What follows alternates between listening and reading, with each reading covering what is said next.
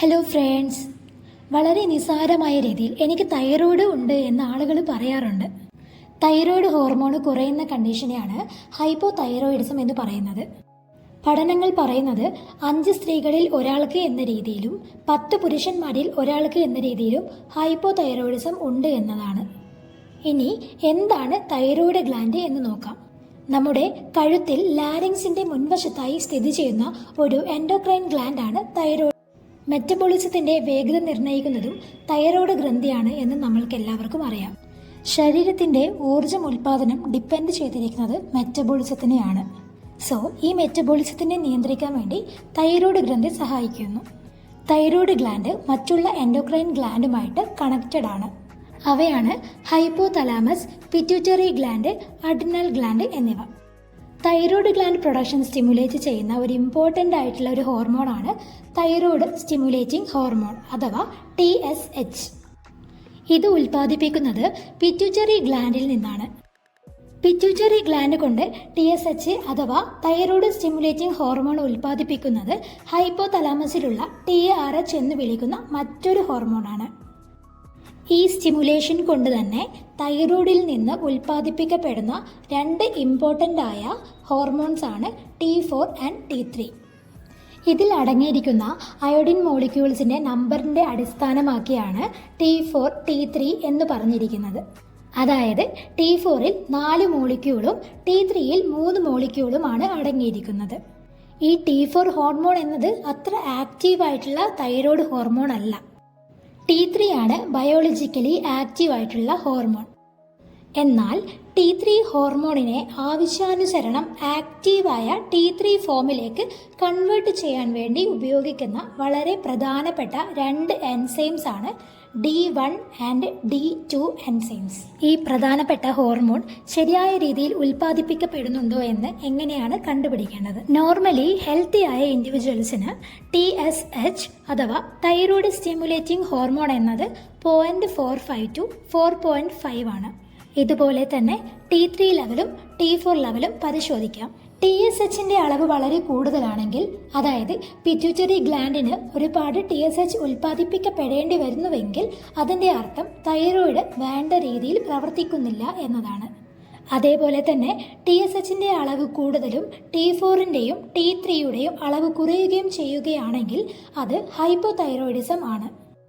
ഇനി ഹൈപ്പോ തൈറോയിഡിസത്തിൻ്റെ പ്രധാനപ്പെട്ട ലക്ഷണങ്ങൾ പരിശോധിക്കാം. അമിതമായ ക്ഷീണം എന്നതാണ് പ്രധാനപ്പെട്ട സിംറ്റം. അതേപോലെ തന്നെ എത്ര ഉറങ്ങിക്കഴിഞ്ഞാലും ഉറക്ക് തന്നെ ഫീൽ ചെയ്തുകൊണ്ടേയിരിക്കും. വിശപ്പ് കുറഞ്ഞതുപോലെ തോന്നും, എങ്കിലും ശരീരം വീർത്ത് വണ്ണം വയ്ക്കുന്നതാണ് അടുത്ത പ്രത്യേകത. അടുത്തത് കോൾഡ് ഇൻടോളറൻസ് ആണ്. അതായത് ഒരു ചെറിയ തണുപ്പ് പോലും സഹിക്കാൻ പറ്റാത്ത അവസ്ഥയായിരിക്കും. അതുപോലെ അടുത്ത കുറച്ച് സിംറ്റംസ് ആണ് കോൺസ്റ്റിപ്പേഷൻ ഉണ്ടാകുന്നത്, മുടി കൊഴിച്ചിലുണ്ടാകുക, പീരീഡ്സിൽ ചേഞ്ചസ് ഉണ്ടാകുന്നത്, ചിലപ്പോൾ പീരീഡ്സിൻ്റെ ടൈമിൽ ബ്ലീഡിങ് കൂടുതലായിരിക്കും, അല്ലെങ്കിൽ ബ്ലഡ് ക്ലോട്ട്സ് കൂടുതലായിട്ട് പോകുന്നതായി, പ്രീ ടേം ലേബർ അല്ലെങ്കിൽ പ്രഗ്നൻസിയിൽ അബ്നോർമാലിറ്റീസ് കൂടാനും, BP, കൊളസ്ട്രോൾ പോലുള്ളവ കൂടാം, ഡ്രൈ സ്കിൻ ആവാനുള്ള ചാൻസ് ഉണ്ട്. അടുത്തത് എന്താണ് ഹഷിമോട്ടോ തൈറോയിഡൈറ്റിസ്? പലരും കരുതുന്നത് ഇതൊരു തൈറോയ്ഡ് രോഗമാണ് എന്നതാണ്. എന്നാൽ ഇതൊരു ഓട്ടോ ഇമ്മ്യൂൺ ഡിസോർഡർ ആണ്. എന്താണ് ഓട്ടോ ഇമ്മ്യൂൺ ഡിസോർഡർ? നമ്മുടെ ശരീരത്തിലെ തന്നെ കോശങ്ങളെ അല്ലെങ്കിൽ മറ്റു ഘടകങ്ങളെ ശത്രുവെന്ന് കരുതി ആൻറ്റിബോഡീസ് ഉൽപ്പാദിപ്പിച്ച് നശിപ്പിക്കുന്നു. ഹൈപ്പോ തൈറോയിഡിസത്തിനുള്ള സെയിം സിംറ്റംസ് തന്നെയാണ് ഈ ഡിസീസും കാണിക്കുന്നത്. ഈ സിംറ്റംസ് ഒക്കെ ഏകദേശം ഒരുപോലെ ആയതുകൊണ്ട് തന്നെ ഇത് ഏത് ഡിസീസാണെന്നുള്ളത് ചിലപ്പോൾ കൺഫ്യൂഷൻ ഉളവാക്കിയേക്കാം.